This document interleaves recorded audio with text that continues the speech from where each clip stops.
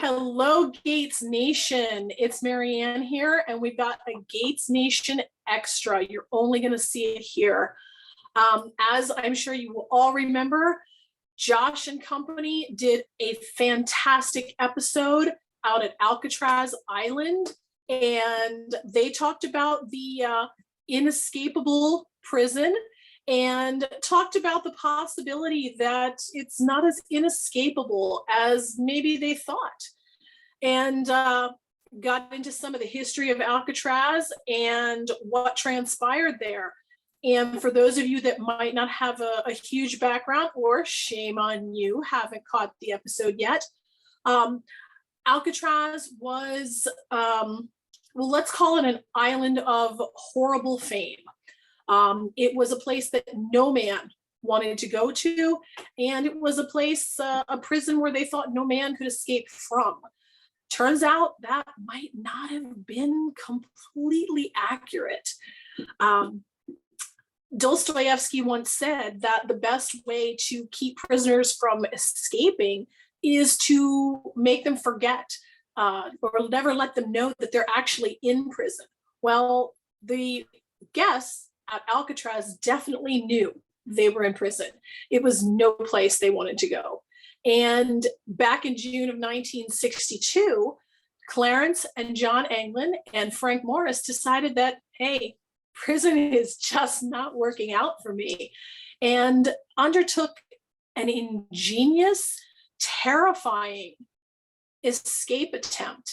And, well, I think that it's pretty possible that they could take the word attempt out of that sentence in the history books.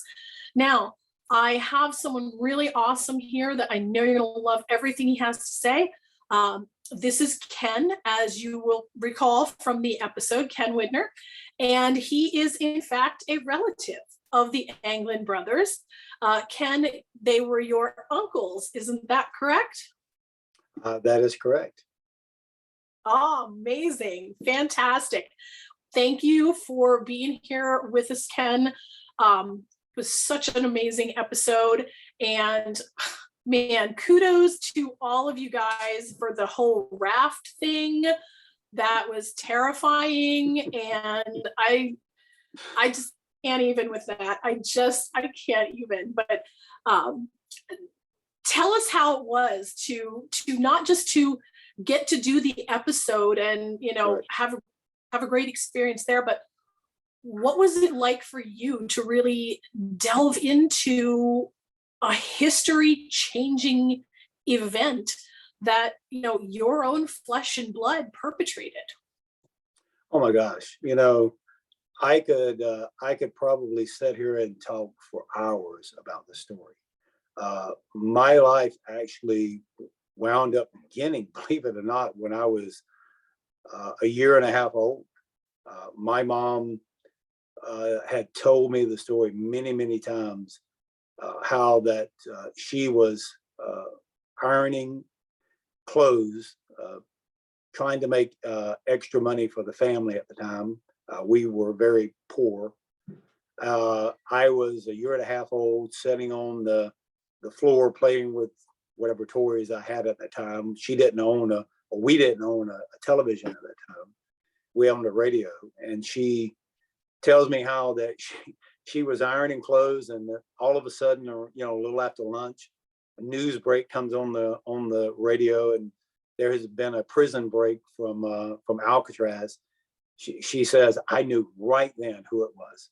She said, I know, I didn't even hear their names spoken. She said, I grabbed you, I ran over to the next door neighbor who had a TV.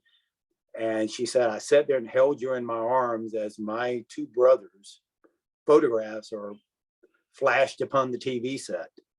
And she said, right then, she said, I knew that they made it. She said something inside her told her, yes, I knew that they made it. Before any reporting ever came out that the authorities said, well, they didn't make it, you know. She said, I knew that they made it. My mom came from a family of, believe it or not, 14, 7 brothers and 7 girls. My mom was number 10 in the family tree. John was Woo. number 6, and Clarence was number 7. So Wow. it was a huge family. They were very poor, didn't have a whole lot, but they had each other. And that was something that I think drew the Anglin family together, was this bond of family. And so, there is this huge story that, like I said, I could sit here and talk for many, many hours about what happened. The book, and that's really one of the reasons why I wrote the book that I wrote, with the help of an author out in California, was because I wanted to tell this story, but it was a story that I just couldn't I couldn't just say it with one interview. It had to be told in a sequence that people would understand, how John and Clarence got to Alcatraz, because the path is amazing. When people read this book, they're going to find some shocking things that they will walk away from and say, I never knew that about John and Clarence. The only thing I knew about them was what the little episode that they had in the Clint Eastwood movie. And I will say this about the Clint Eastwood movie. I enjoyed it from a person who watched it the very first time, but it is in no way even close to what happened. This book will take you down a path that I promise you no one has ever been down about the story of Alcatraz. And so as we were writing the story, we were approached by Expedition Unknown, and Josh said, hey, Kent, I would love to explore where you think they went to, and the theory that you are proposing that they used to get off this island. Now, in the book, we're going to give some really hard evidence of why this is true.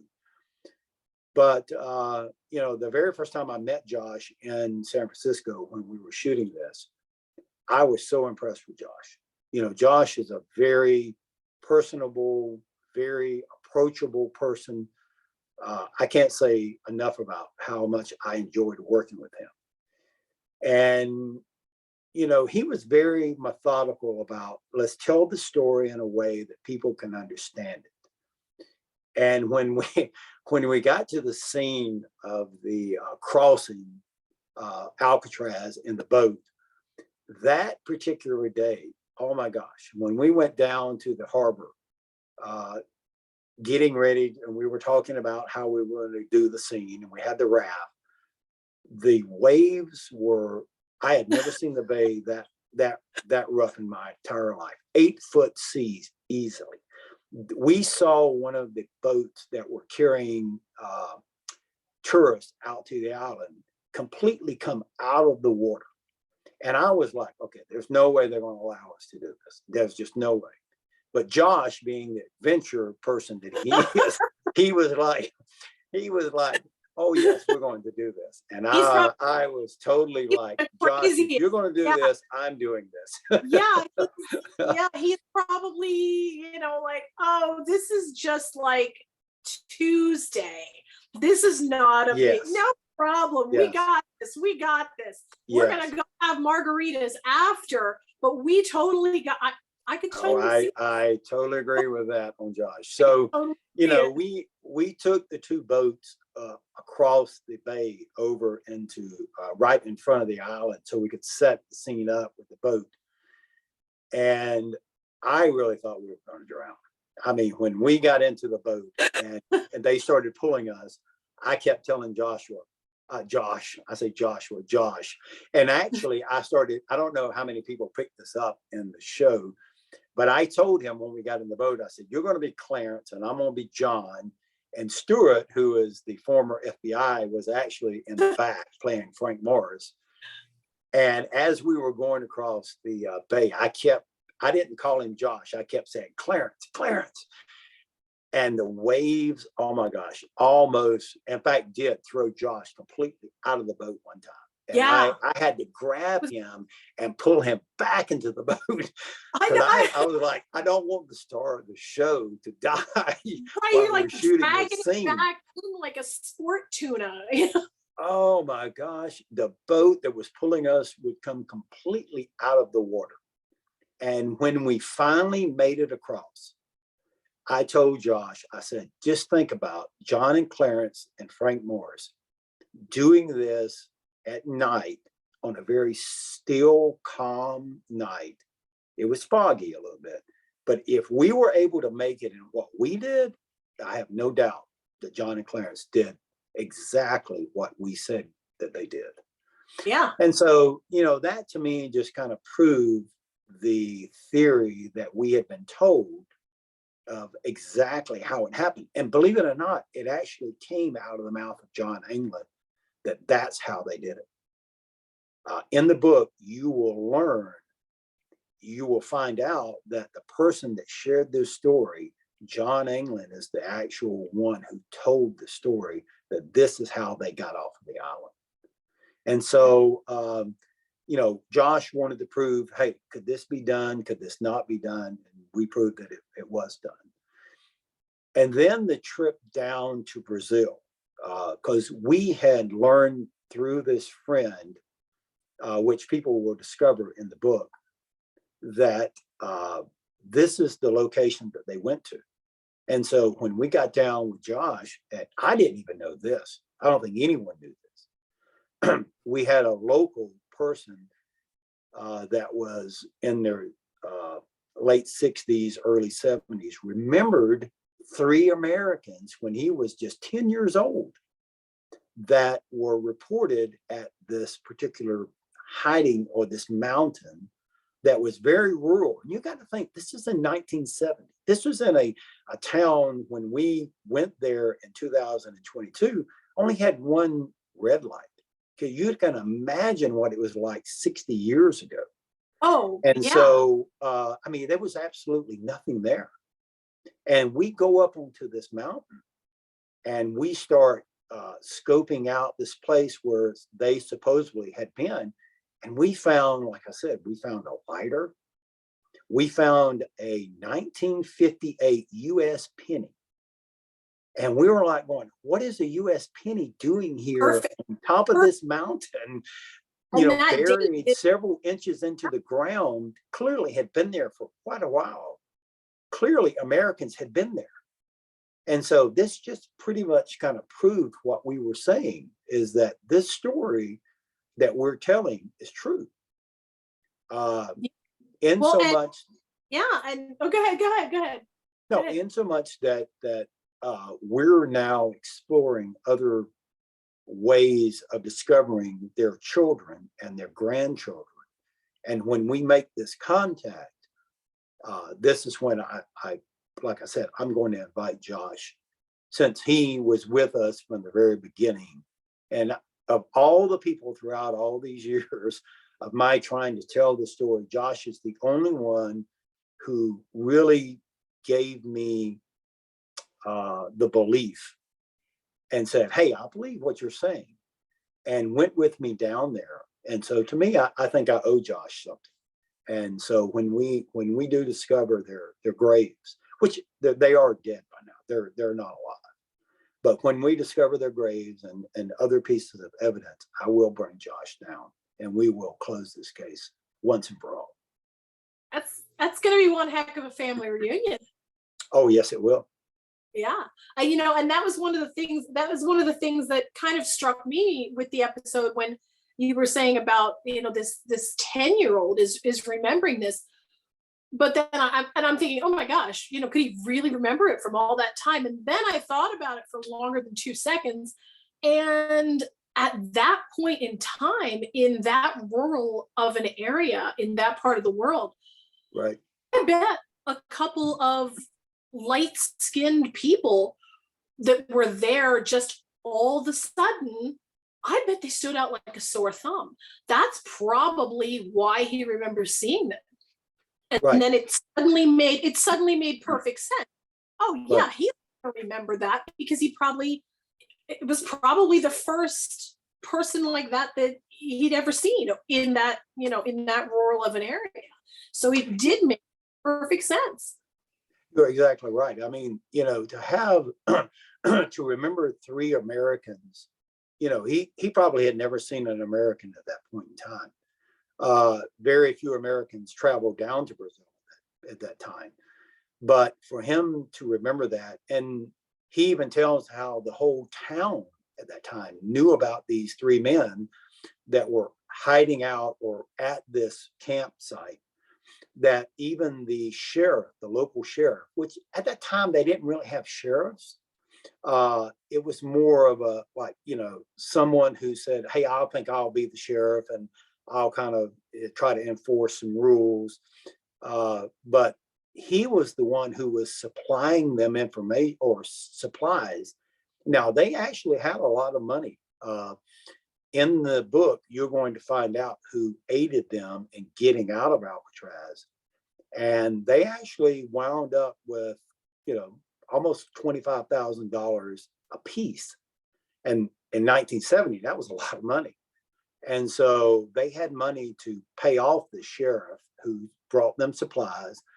And at some point in time, they put their monies together and they purchased a large farm. It was probably the largest farm in that area, which they eventually turned into a profitable business. They raised cattle, they had crops. They actually employed a large group of people that worked this farm during that time frame. So with the aid of some local people, we're tracking down the relatives that and people that knew about the farm at the time. And so it's a matter of time before we actually find either my cousins, or which would be their children, or even the grandchildren of them today. Because we know that they married, we know that they had children, and from that, we're assuming that they probably had grandchildren. So it's a matter of time before we find that. Yeah, that's fantastic. I mean, that's just going to be amazing. Not just the rest of us. It's going to be really amazing for you as well. It will be. To me, though, the story of how they got to Alcatraz and the person or the people that they interacted with, and how it is tied, and I don't want to go into too much, right, but how it's tied with another huge story in American history. Well, at least I believe it's tied to the story, is going to really just make you go, wow, I did not know this. Their interaction with some people that were well known, that people are going to go, I just thought it was about John, Clarence, and Frank Morris. I didn't know this backstory to this Alcatraz story, because really and truly, the name of our book is Alcatraz, The Last Escape.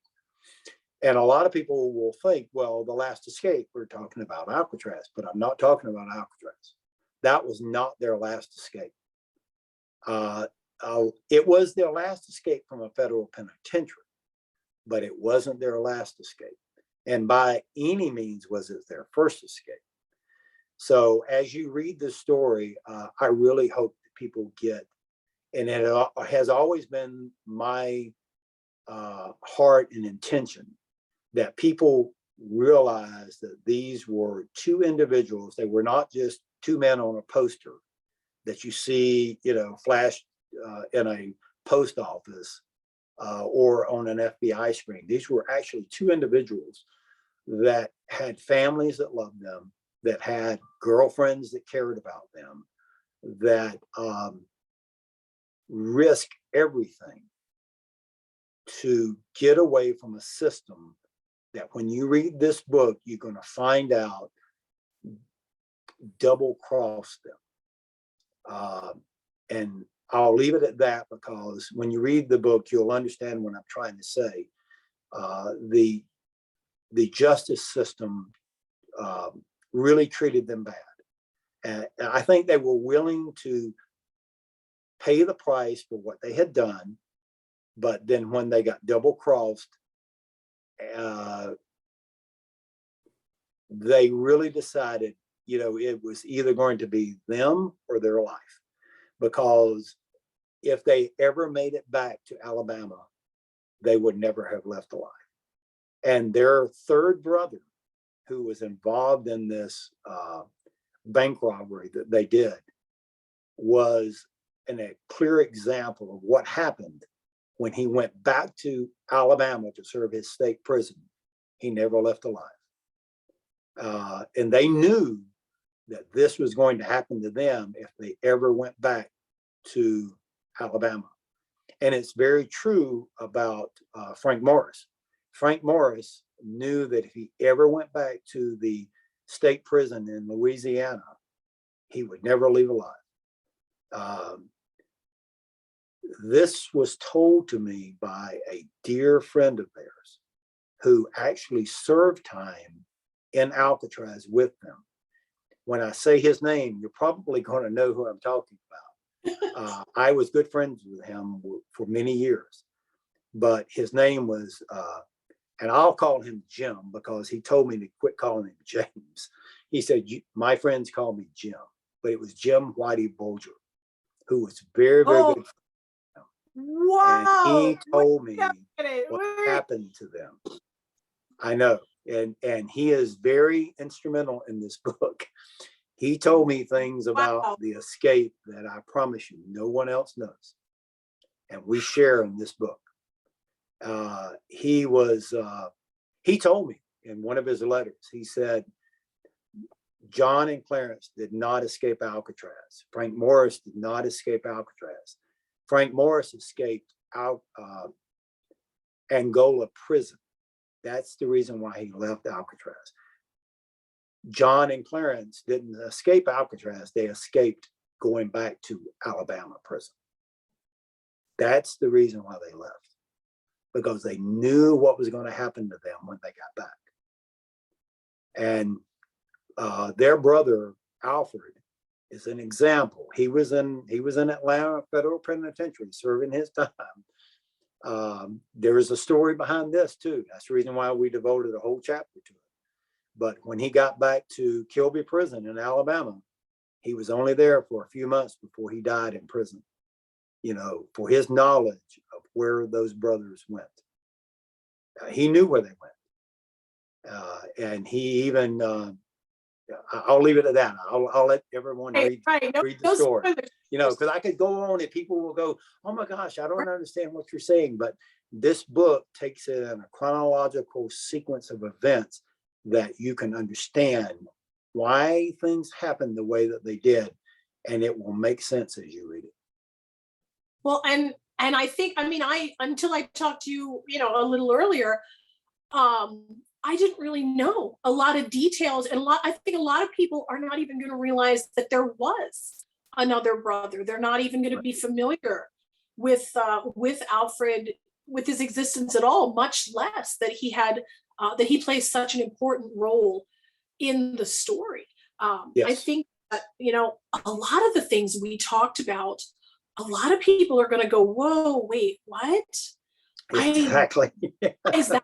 Or wait, hold on, I have to rethink everything now. This is paradigm shifting. We talked about the life jackets. Right.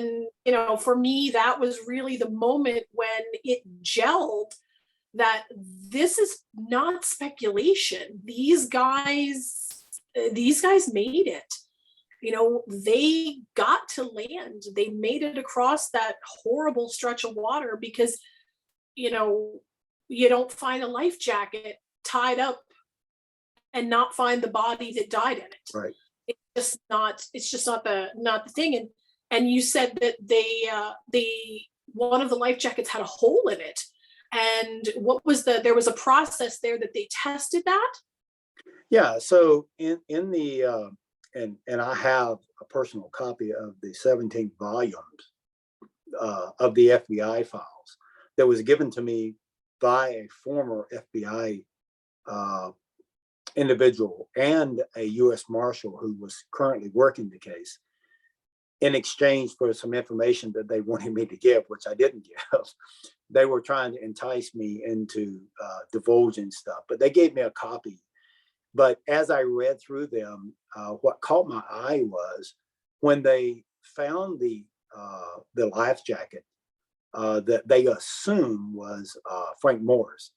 I still to this day don't understand why they think it was Frank Morris. They said from the teeth marks on the valve, but it had a hole in it. So, but in the FBI volume, I could go to it if I was looking at it. They patched the hole, they filled it full of air, and they set a 45-pound weight on top of it. And it held air for 35 minutes. And they even quoted in the FBI file, if someone was to add air using this port that was on the jacket that they created on the jacket, it could have remained floating for forever until it, until whoever quit blowing into it.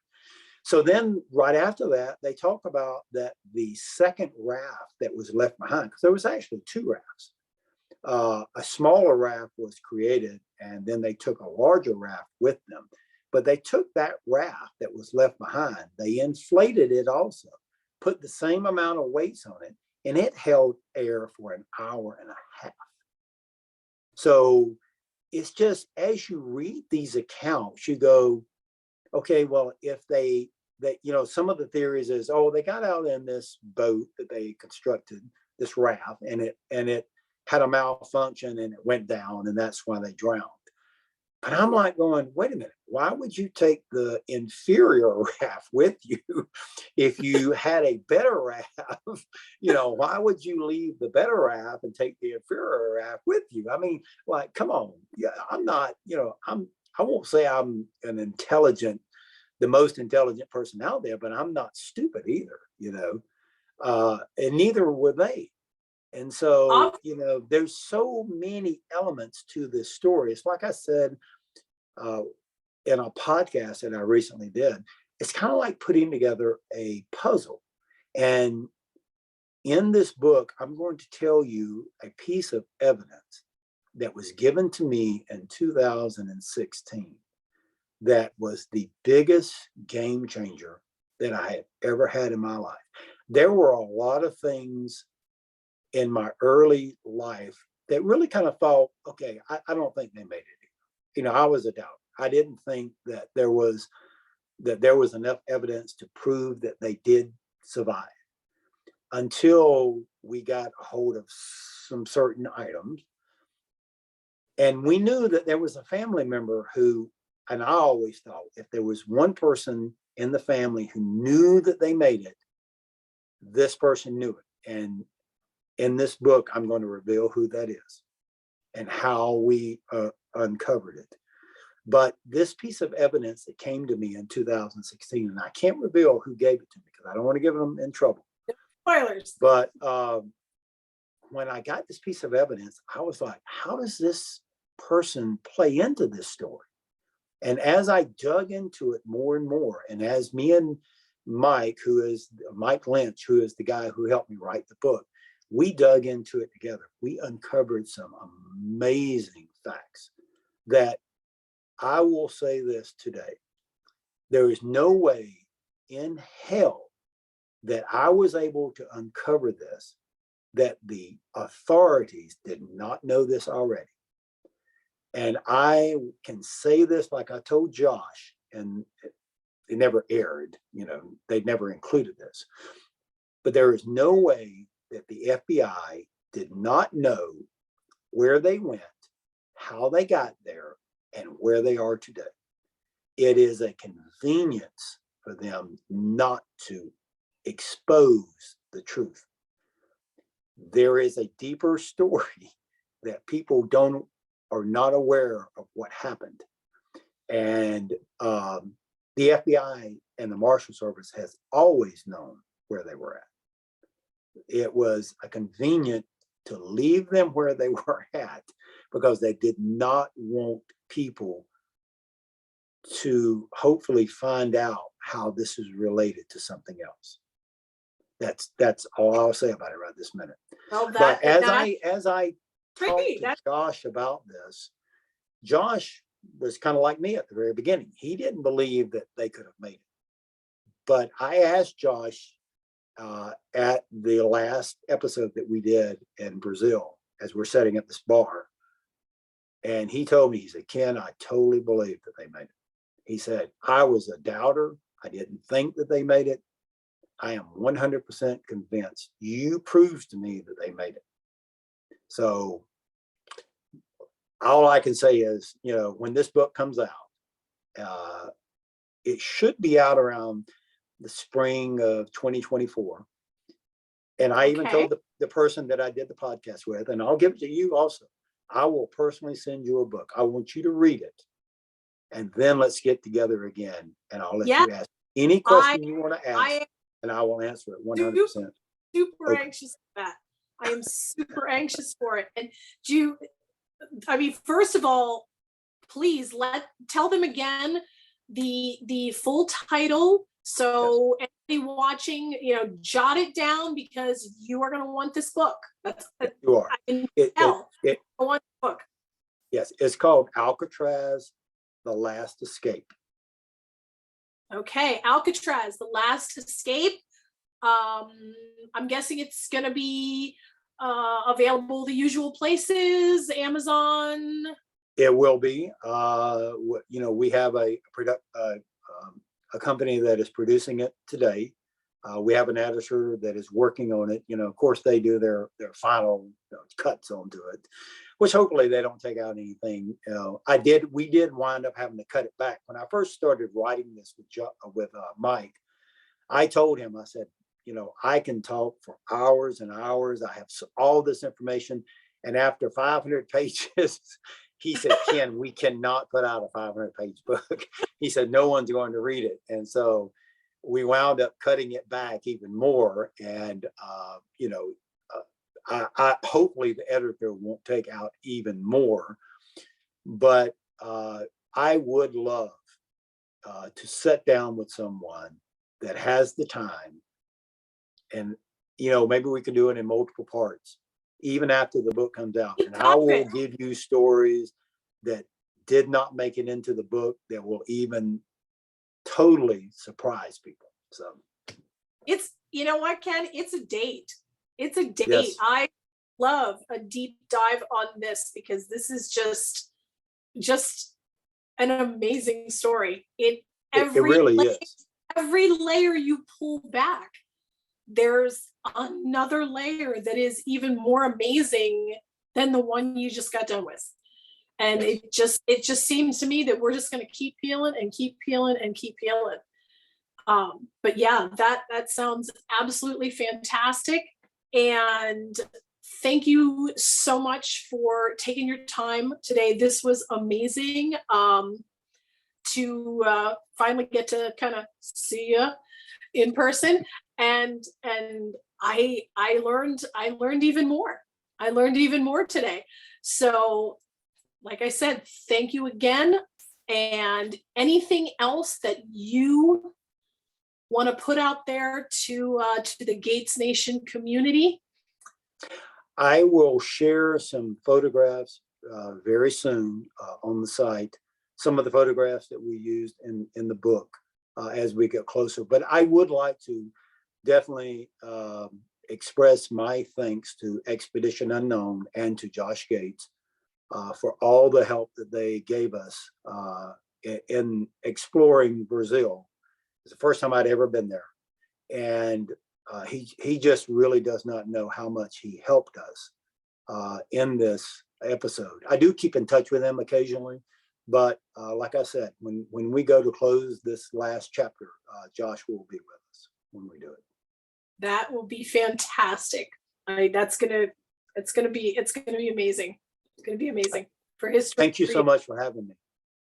Thank you, Ken. You have a wonderful evening, and we'll talk soon. Thank you very much. Bye-bye. Bye-bye.